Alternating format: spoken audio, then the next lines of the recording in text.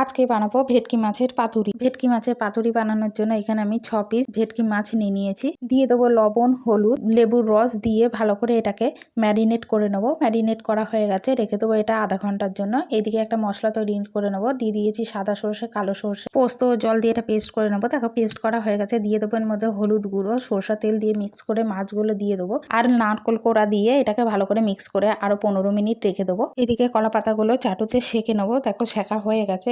একটা কলা পাতা নিয়ে এরপরে ভেটকি মাছটা দিয়ে দেবো কিছু গ্রেভি, দিয়ে একটা কাঁচা লঙ্কা দিয়ে এটাকে ফোল্ড করে নেবো, দিয়ে সুতো দিয়ে এটাকে বেঁধে নেবো।